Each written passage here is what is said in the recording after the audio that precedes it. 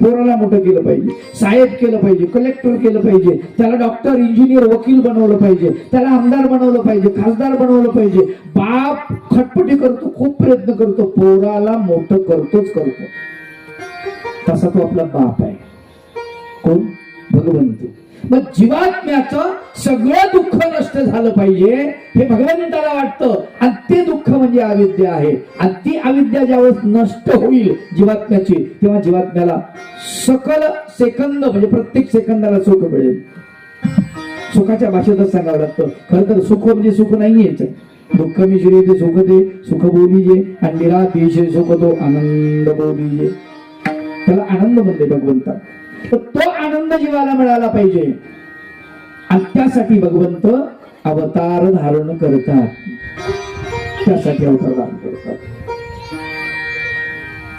उद्धार, जीवात्म्याचा उद्धार हे मुख्य भगवंताचा बिझनेस आहे असं म्हणेन मी. आलं का लक्षात? त्या बिझनेस मध्ये खर तर भगवंताला तोटाच तोटा आहे, परंतु तो आपला बिझनेस चालवतो, बंद करत नाही. त्याने ते चालूच ठेवलेला आहे. अनेक सृष्ट्या गेल्या, चालूच आहे, पुढेही चालूच राहणार. जोपर्यंत सगळे जीव मोक्ष पदाला जाणार नाही, परमेश्वराच्या प्राप्तीला जाणार नाही, तोपर्यंत सगळं सुरू राहणार आहे, सगळे सुरू राहणार. आणि मग परब्रह्म परमेश्वर भगवान गोपाल कृष्ण अवतार घेतात. तर त्या अगोदरची जी गोष्ट आहे ती फार महत्वाची आहे. ज्याच्या पोटी भगवंताना अवतार धारण करावा, ती माता कशी असायला पाहिजे, ती पिता कशी असायला पाहिजे, त्या माताचं त्या पितेचं कसल्या प्रकारचं कर्म असावं हे लक्षात घ्या. भगवंताने सांगितलं धर्म संस्थापना, धर्माची संस्थापना हे डोक्यात घ्या. मग धर्म म्हणजे काय हा एक फार मोठा प्रश्न आहे. धर्म म्हणजे कोणता धर्म? आपल्या डोक्यामध्ये एकच आहे, सर्व धर्मां परित्यज्य मामेकम शरणं व्रज. याचंही ज्यावेळेस आपण उच्चारण करतो तेव्हा आपण असंच म्हणतो, सर्व धर्माचा परित्याग करा, सगळे धर्म सोडून द्या. म्हणजे काय? म्हणजे हिंदू, मुस्लिम, ख्रिश्चन, ईसाई कुठले धर्म नाही, फक्त परमेश्वराचा धर्म असं नाहीच आहे. मुस्लिम धर्म कुठे होता? भगवंताने हे उच्चारलं त्यावेळेस 5200 वर्षापूर्वी भगवंताचा अवतार झाला, त्यावेळेस गीता निरूपण झाली. त्यावेळेस कुठे होतं? मुस्लिम धर्माचं वय किती आहे नाही का? शीख धर्माचं वय किती आहे? मग हे कसं शक्य होऊ शकतं? असा अर्थच नाही येतो. धर्म शब्दाची संकल्पना आम्हाला कळली पाहिजे. धर्म म्हणजे काय? ध्रुवदार येते धर्म, ध्रुव पोषयते धर्म. ज्याने जीवात्म्याचं पोषण होतं त्याला धर्म म्हणतात. तो धर्म जो धारण केला जातो, जसं एखाद्या चोरानं ठरवलं की मला चोरी करायचे, मग चौर्य धर्म त्यांनी धारण केलेला आहे. एखाद्यानं लबाड बोलण्याचं ठरवलंय, मग त्यांनी असत्य भाषण करण्याचा धर्म धारण केलेला आहे. त्याला धर्म धारणच म्हणतात. आलं का लक्षात? त्याची धारणा तशी आहे म्हणून त्याला धर्म म्हणला जातो. मग ही तर गडबड होऊन जाते सगळी. पण धर्म म्हणजे नेमकं काय असं नाही आहे. फार सुंदर वर्णन आलेलं आहे प्राचीन ग्रंथामधलं. एक श्लोक आहे, फार सुंदर आहे. धृती क्षमा दमो स्थेयम सत्यमिंद्रिय निग्रह धीर्विद्या सत्यम क्रोध दशकम धर्म लक्षणम. हे 10 धर्माचे लक्षण आहेत म्हणले. धृती शब्दाचा अर्थ असा आहे ज्याला धैर्य म्हटलं जातं. आलं का लक्षात? ज्याच्यामध्ये धैर्य आहे तो धार्मिक आहे. लक्षात घ्या. एखादी सून सासूरवास सहन करत असेल आणि त्या घरामध्ये राहत असेल आणि सर्वांना सुखी करत असेल तर ती तपस्वी आहे. लक्षात ठेवा. तप म्हणजे प्रत्यक्षात जंगलामध्ये जाऊन तप करणे, याला तप म्हणत नाही. तप म्हणजे तपणे, सहन करणे, त्याला तप म्हटलेलं आहे. ती सुद्धा तपस्वीच आहे. हे आम्हाला कळलं पाहिजे. धृती म्हणजे धैर्य. आमच्याकडे किती धैर्य आहे? आज आम्ही एवढे अधीर झालो. कुठलं तरी गाणं आहे, अधीर मन झाले. अधीर नका होऊ देऊ बापू. आलं का लक्ष? अधीर नका होऊ देऊ. त्याला धीर द्या. त्याचं कारण आहे, आम्ही इतके अधीर झालो की आमच्या जीवनामध्ये आम्हाला असं वाटतं आमच्या बापानं कमवलेली इस्टेट आमच्या नावानं कधी करेल तो. इतक्या अधीर आहे. जमलं तर ठीक आहे, नाही तर सोबती जर विचित्र भेटला तर आम्ही दगड डोक्यात घालायला बसलो बापाच्या. आलं का लक्षात? हा, आहे का ही प्रवृत्ती? तीच आहे ना. औरंगजेबाने बापाला कारागृहामध्ये टाकलं आणि राज्य हस्तगत केलं. स्वतः राज्य करता झाला, बापाला कारागृहामध्ये. हे कधीच सनातनी परंपरेमध्ये शिकवल्या गेलेलं नाही. आलं का लक्षात? धैर्य शिकवल्या गेलेलं आम्हाला. आणि म्हणून बघा, इतिहासाची चाचपणी करा. भगवान गोपाल कृष्णामध्ये किती धीर आहे, रामचंद्रांमध्ये किती धीर आहे. आम्हाला एक ग्रंथ का पाहिजे, का गरज आहे याची? सर्वांनी हे ग्रंथ वाचले पाहिजे. लक्षात घ्या. 9 लाख वर्षापूर्वीच्या रामायणाला लोक आज का ऐकतात? काय गरज आहे? विचार जर केला तर एवढा जुना ग्रंथ का ऐकतात? तुम्हाला सांगतो, महानुभाव असो की वारकरी असो की कुणी असो, हिंदू असो किंवा मुस्लिम असो, प्रत्येकाच्या कामाचे तत्व त्याच्यामध्ये आहे. हे लक्षात घ्या. 9 लाख वर्षापूर्वीचा लक्ष्मण, त्या लक्ष्मणाचा विचार करत असताना आमच्या लक्षात येतं की असा भाऊ आपल्याला नकोय का? मानव आहे म्हणून असं नको भाऊ पाहिजे लक्ष्मणासारखा. त्याचं चरित्र ज्यावेळी डोळ्यापुढे आलं त्यावेळेस लक्षात येतं, वा क्या बात आहे. भरतासारखा भाऊ नकोय का आपल्याला? पाहिजे नाही का? सीतेसारखी पत्नी नकोय का? पाहिजे. ते मूल्य आहेत त्या ग्रंथामधले. ते मूल्य आमच्या कामाचे आहेत. लक्षात ठेवा. छत्रपती शिवाजी महाराजांनी या ग्रंथातील मूल्य आपल्या मातेकडून शिकले, अवगत केले, प्राप्त केले आणि त्याप्रमाणे आचरण करायला सुरुवात केली.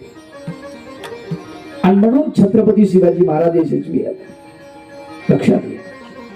त्या ग्रंथामधलं ते मूल्य असतं. ग्रंथ बाजूला ठेवा, मूल्य महत्वाचं आहे. तर कुण्याही धर्माचा असो, तो ग्रंथ कुठल्याही पंथाचा असो, त्यातलं मूल्य निवडा आणि ते आपल्यामध्ये उतरवण्याचा प्रयत्न करा. ते मूल्य महत्वाचं आहे. आजची सीता असती तर काय म्हटली असती? You may go now. तुम्ही जाऊ शकता. And I am going to my native place. मी माझ्या घरी जाते आहे. 14 वर्षानंतर तुम्ही आल्यावर मला फोन करा. हॅलो, मी आलो. आरती घेऊन, पंचारती घेऊन तुम्हाला ओवाळायला येईल. आताची सीता अशी म्हणली असती, बरोबर. पण ती सीता तशी म्हणत नाही, कारण तिला वनवास नाहीये. वनवास रामचंद्राला आहे. लक्षात ठेवा. लक्ष्मण सोबत आहे, सावली सारखं. भरताला राज्य मिळालं पण भरत तरी आसनावर बसत नाही. हे मूल्य आहेत, तरी बसत नाही. राज्यावर रामचंद्राच्या पादुका ठेवतो आणि ते राज्य चालवतो. मूल्य किती महत्वाचे आहे. सापडतात काही मूल्य. एक सुंदर प्रसंग रामायणामधला आहे, तुम्हाला सांगतो. सगळ्यांच्या कामाचा आहे. लक्षात ठेवा. सगळ्यांच्या. कधी कधी लोक मला म्हणतात तुम्ही वेगळंच बोलता हो. आता काय करू मी? माझाही कधी कधी नाईलाज होतो. चांगलं आहे त्याला चांगलं तर म्हणावंच लागेल ना. स्वामी चक्रधर महाराज लक्ष्मणाच्या भक्तीची स्तुती करतात. भगवंत म्हणतात की भक्ती जैशी रामाची लक्ष्मणे केली, त्याच्यासारखा भक्तच नाही म्हणले. कोण म्हणतंय? भगवंत म्हणतात. चक्रधर भगवंत. का? ती भक्तीच तशी उत्तम सांगितली. त्याला काय प्राप्त होईल तो भाग निराळा, पण भक्ती केली त्यांनी ती उत्तम आहे. हे मात्र पक्क आहे. सीता मातेचं हरण झालं. लक्ष्मण रेष ओलांडून रामचंद्राची आण घातली. याच्या पलीकडे तुम्ही जायचं नाही. आणि सीतामाता भिक्षा देण्यासाठी रावणाला त्याच्या बाहेर जाते.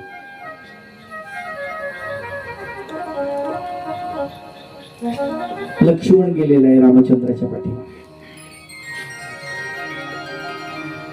आणि इकडे सीतामातेचं हरण झालं. जटायू पक्षाच्या माध्यमातून सीतामातेचे अलंकार रामचंद्रापर्यंत आले.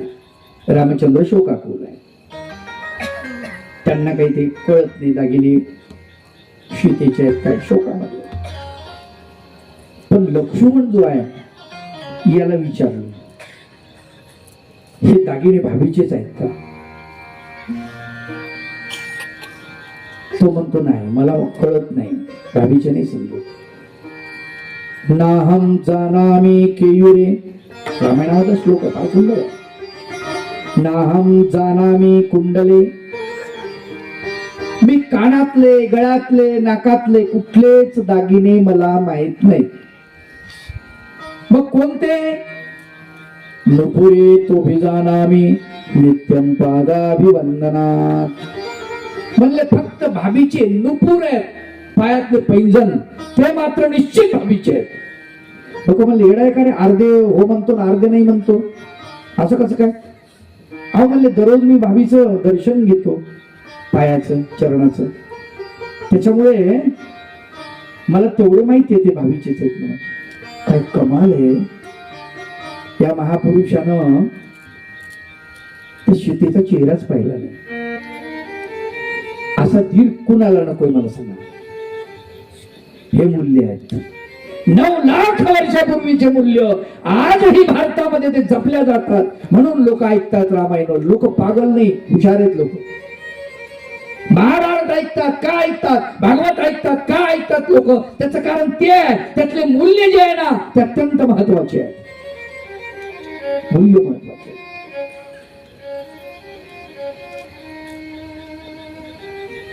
बघा महाभारतातली पात्र कशी आहेत. 2-3 पात्र सांगतो तुमच्या लक्षात येईल. 5000 वर्षापूर्वीच्या महाभारतामध्ये एक पात्र असं आहे की या देशाचा प्रधानमंत्री आहे हस्तिनापूरचा म्हणजे देशाचा. त्याचं नाव विदुर. त्याच्याकडे काय संपत्ती माहिती तुम्हाला? त्याच्याकडे अंगावर एक ड्रेस आहे फक्त दरबारामधला तेवढीच संपत्ती आहे त्याच्याकडे बाकी काही नाही.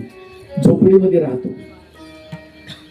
तो ड्रेस तिथंच काढून ठेवतो. आपलं धोतर फाटकं अर्ध ते गुंडाळतो. फाटकी बंडी अंगामध्ये असते आणि तो घरी येतो. त्याचं घर म्हणजे चंद्रमौळी झोपडी. चंद्राचा प्रकाश पूर्ण. चंद्रमौळी शब्दाचा अर्थ असं नका समजू फार सुंदर झोपडी व्हा. चंद्रमौळी म्हणजे चंद्राचा प्रकाश पूर्ण झोपडीमध्ये येतो अशी झोपडी. आणि त्या झोपडीमध्ये तो राहतो. विचार करा. आणि म्हणून त्याच्या वाणीमध्ये एवढी ताकद आहे की त्याच्या नजरेला नजर कोणीच भिडवू शकत नाही. भीष्म पितामह जेव्हा म्हणतात विदुर तो बात करता है ना दिल को चुभ जाती है रे. तो ऐसा इतना कठोर मत बोला कर. बोले क्या करूं पितामह सच्चाई है मैं बोलता हूं. अरे कुछ तो भी लिहाज कर. थोड़ा झूठ बोला कर. बोले ऐसा नहीं चलेगा ऐसा नहीं चलेगा. मैं प्रधानमंत्री हूं. अगर मैंने गलत सल्ला तुमको दिया तो इतिहास मुझे माफ नहीं करेगा. म्हणून तो त्या दरबारातून सुद्धा निघून जातो. द्रौपदी वस्त्रहरणाच्या प्रसंगात नाही थांबत तिथं. का? इतिहास मला कधीच माफ करणार नाही. हे मूल्य आहेत. विचार करा. आज आमच्याकडे ग्रामपंचायतची म्हणजे सीट प्राप्त करण्यासाठी किती खर्च करतो आम्ही. खरं तर राजकारण आपला विषय नाही पण थोडा विचार करा केवढा पैसा चाललेला आहे. ग्रामपंचायतच्या निवडणुकीमध्ये आता कमीत कमी 1 करोड रुपये खर्च होतात. आमच्याकडची ग्रामपंचायत आमच्या शेजारची लाडगावची किती खर्च झालाय महाराजांना माहिती. मृदंगाचार्य यांचे गुरु सांगत होते दादा महाराज, ग्रामपंचायतच्या निवडणुकीला आमच्या गावामध्ये म्हणे 7 कोटी रुपये खर्च झाले सभासदांचे. 7 कोटी रुपयामध्ये गावाचा विकास होईल ना बापू? पण आपण वाया घालवतो. बरं काय त्या मुळक्या खुर्ची मध्ये आहेच काय विचार केला आहे की नाही? मग आपल्याला विदूर का आवडतो त्याचं कारण आहे, निर्मोही आहे, निर्व्यसनी आहे. त्याला कशाचाच मोह नाही, राजपाटाचा मोह नाही, वैभवाचा मोह नाही, कशाचाच मोह नाही आहे. ते मूल्य आहे, लक्षात घ्या. बरं हे झालं विदुरापुरतं. त्या महाभारत कालीन असलेला एखादा वृद्ध पहा तुम्ही, ज्याला ज्ञान आहे ना, त्यातला ज्ञानी पहा, ज्याचं नाव महर्षी व्यास. पूजन करायचंय राजसू यज्ञामध्ये, तेव्हा त्याला बोलवलं. म्हटले नको, मला नका बोलू. का? म्हटले मी ब्रह्मचारी नाही. किती इमानदारी आहे. अहो म्हटले तुम्ही ज्ञानी आहात, ब्रह्मचारी आहात आणि तुम्हाला आसनावर बसवायचे, पूजा करायची, अग्रपूजा. म्हटले नाही नाही, मी ब्रह्मचारी नाही, मी ज्ञानी नाही, मला मुलगा आहे. सन्मानाचा चेंडू या वाघाने फेकून दिला. ज्याच्याकडे तो चेंडू पोहोचला ते बालक होत 12 वर्षाचं. त्यांना विचारलं, म्हणजे चला तुम्ही तुमचं पूजन करायचंय. अरे काही येड लागलं, म्हणजे तुम्ही माझं पूजन कसं करा? खेळाय बागड्याचे दिवस माझ्या कशाला नादी लागले तुम्ही? हे फालतू झंझाळात मला नका अटकू. अहो म्हणले तुम्ही ज्ञानी आहेत, ब्रह्मचारी. अरे येडे हो, ज्ञानाचा बाप, सकल ज्ञानीचा बाप आणि सकल ब्रह्मचर्याचा बाप तुमच्या त्या राजसू यज्ञामध्ये अंगीच्या बाह्यावर केलेले आहेत आणि पात्रवया उचलतायत. त्याला द्या ना तुम्ही. विंचू अंगावर पडावा अशा प्रकारे सन्मानाचा चेंडू त्या लेकरानं फेकून दिला. विचार करा, आपण किती चिकट आहोत. गुच्चिडासारखे खुर्चीला चिटकून बसतो. सोड सोड मला तरी खुर्ची सोडत नाही. आपण देऊन द्यावं ना पोराईकडे. आता झालं ना, बरंच झालं. नाही नाही, पोरायला कळत नाही. त्यांना कसं कळत नाही? आपल्यालाच लय कळतं. सोडूच वाटत नाही ना. लक्षात घ्या, किती दिवस दाबून धरणार आहे आपण? पोरामध्ये क्रांती निर्माण होईल आणि मग पोरं म्हणतील सगळं बदलून टाका. अवघड गोष्ट असते. लक्षात, काही गोष्टीला मर्यादा असते. ती मर्यादा शिकवलेली आहे. संत आम्हाला मर्यादा सांगतात. अरे ऊस गोडा झाला म्हणून काही मुळा जाईत गावा. ऊस गोडा झाला म्हणून काही मुळा जाईत गावा.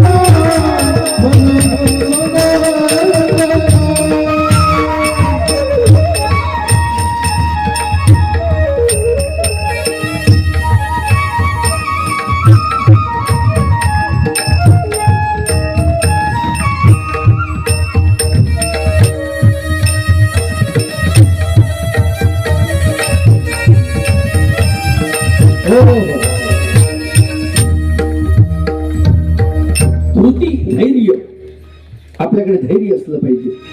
धैर्य नाही आहे. धृती. दुसरा महत्वाचा मुद्दा क्षमा. क्षमाशीलता आपल्याकडे असली पाहिजे. हे धर्माचं दुसरं लक्षण आहे, क्षमाशीलता. आणि म्हणून भारतामध्ये लक्षात घ्या, 17 वेळेस जरासंध भगवंतावरती चालून येतो आणि चालून आला, हरला की तो हात जोडतो, म्हणतो देवा मला माफ करा, पुन्हा येणार नाही. स्वारी म्हटलं, माफ करा म्हणलं की माफ करणे हे आपल्या धर्मात शिकवलेलं आहे. आलं का लक्षात? लोक म्हणतात पाकिस्तान, एवढंच पाकिस्तान, त्याला असं मुरमुरून टाकलं पाहिजे, त्याला काय केलं पाहिजे. हरी येडे हो, तुम्ही चंचलपणा करू नका. धर्म तत्व जे आहे ना आपलं, ते आपल्याला शिकवत नाही. माफी मागितली कोणी की सगळं वैर संपून जातो. क्षमा. जो क्षमा करत नाही त्याला धर्माचं तत्वच माहित नाही. म्हणून पूर्वीच्या राजांना हे माहित होतं. पृथ्वीराज चव्हाण बघा तुम्ही, सगळेच जे राजे होऊन गेले, ज्यांनी ज्यांनी सगळ्यांना सोडलेलं आहे ना, त्याचं कारण ते आहे. तुम्ही कशाला सोडायचं त्यांना? अरे हो बाबा तुम्ही म्हणताय, पण त्यांचा धर्म त्यांना ती आज्ञा देत नाही मारायची. क्रूर नाहीत ना, आहे का गोष्टी लक्षात ठेव. क्रूर नाही, जल्लाद नाही, विनाकारण त्रास द्यायला. क्षमा मागितली, संपलं वैर. धृती क्षमा दमो दमन, मनोदमन, इंद्रिय दमन ज्याला जमत तो धार्मिक. आलं का लक्षात? असते चोरी न करणे. आता तुम्ही म्हणसाल बाबा आम्ही काय चोर आहे काय? लक्षात घ्या, हिरे चोरले तरी चोरच, आणि खिरे चोरले तरी चोरच. आलं का लक्षात? काही चोरा, पतीच्या खिशातले पैसे पतीला न सांगता काढणे म्हणजे चोरीचा. हा, डब्यात ठेवलेले पैसे गपचिप घेऊन जाणे पतीनं, ती चोरीच आहे. अस्तेय शौच शुद्धता, शरीराची मनाची शुद्धता. इंद्रिय निग्रह, इंद्रियांचा निग्रह. श्रोत्रम चक्षु स्पर्शनम रसनम घ्राणमेव च पंच ज्ञानेंद्रिय पंचकर्मेंद्रियांचा निग्रह. इंद्रिय निग्रह, इंद्रिय जीत झालं पाहिजे माणूस, ते धर्माचं लक्षण आहे. धी बुद्धीचा संग्रह. विद्या, विद्या ज्ञान संपादन करणे धर्माचं लक्षण. सत्यम, सत्य बोलणे. प्राण जाण्याची वेळ आली तरी सुद्धा असत्य बोलू नये. सत्य. अक्रोध, क्रोध न करणे. दशकम धर्म लक्षणम, ही धर्माची 10 लक्षण आहेत. आता स्वतःला आपण तपासायचं आहे, आपल्यामध्ये हे आहेत का? जर आहेत तर आपण धार्मिक आहोत. म्हणून धर्माचा आणि हिंदूचा, धर्माचा आणि मुस्लिमांचा, धर्माचा आणि वारकऱ्याचा, धर्माचा आणि महानुभावाचा कॉडीचाही संबंध नाही. कळलं? मला काय म्हणायचे? क्षमा मागून सगळ्यांची. हे ज्याच्यात आहे तो धार्मिक आहे. खरा तो एकती धर्म जगाला खरा तो एकती धर्म जगाला जगाला प्रेम हरे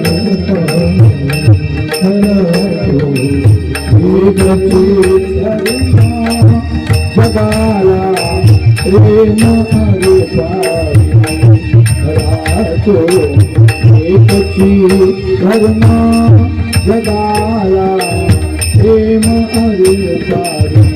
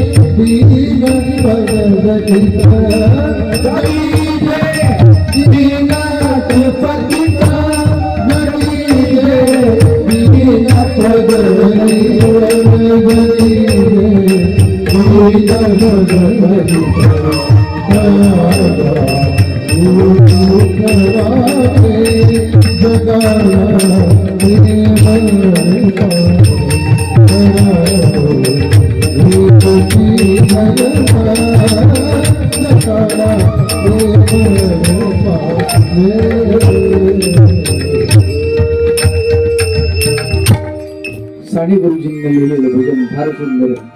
खरा तो एकची धर्म जगाला प्रेम अर्पावे. जगाला प्रेम अर्पण केलं पाहिजे, हा सगळ्यात मोठा धर्म आहे माय बाप. हे लक्षात ठेवा. आणि धर्माची स्थापना याचा अर्थ हे सगळं सगळं लोक विसरलेले आहेत. आजही आपल्याला दिसतं ना. मग आज धर्म आहे का? नाही, धर्म नाही आहे. विचार करा. सूक्ष्म सूक्ष्म अविधी आपल्यामध्ये घुसत जातात आणि आपण त्या आपल्याशा करून घेतो आणि मग त्या अविधीचं गठोडं ओझं इतकं प्रचंड वाढतं आपल्याला ते अविधीच वाटत नाही. आपल्याला हे चालतं, खोटं बोल चालत असतं, त्याचं काही नाही, एवढं विशेष नाही. बोलावंच लागतं व्यवहारामध्ये खोटं, त्याचं व्यवहारात खोटं बोलावं लागतं. पण खोटच खोटं, खोट्यावर सगळी इमारत, तर त्याला काही अर्थ आहे का? नाही.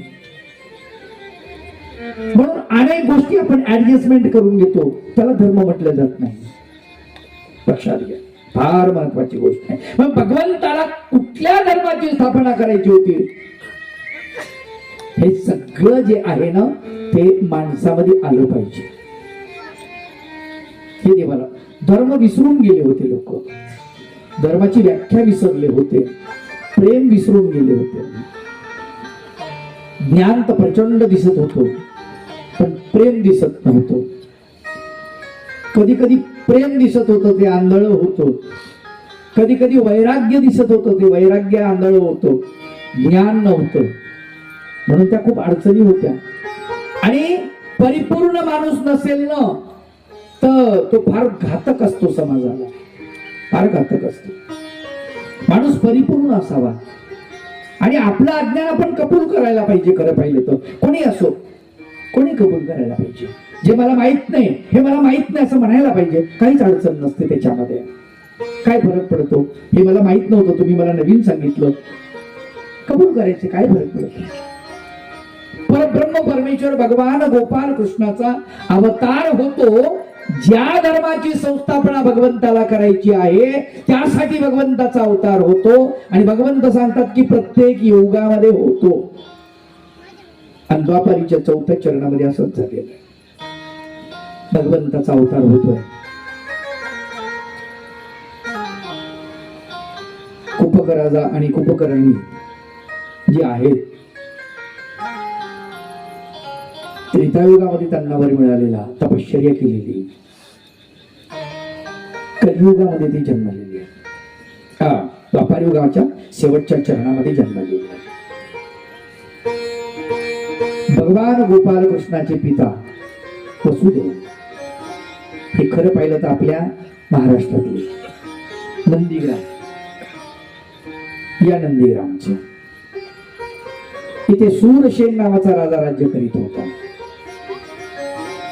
भगवान गोपाल कृष्णाचे आजोबा सत्शील, सदाचरणी, सद्वर्तनी, सद्विचारी असा हा राजा.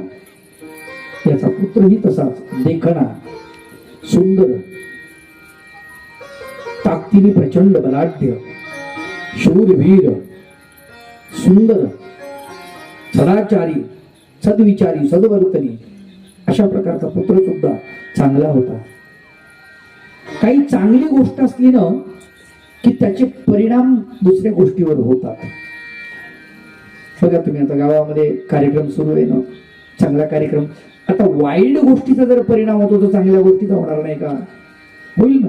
काही काही लोक म्हणतात किती प्रवचन करा हो, किती कीर्तन करा, काही फरक पडत नाही. नाही, असं कसं म्हणता फरक पडत नाही? पडतो ना. भारतामध्ये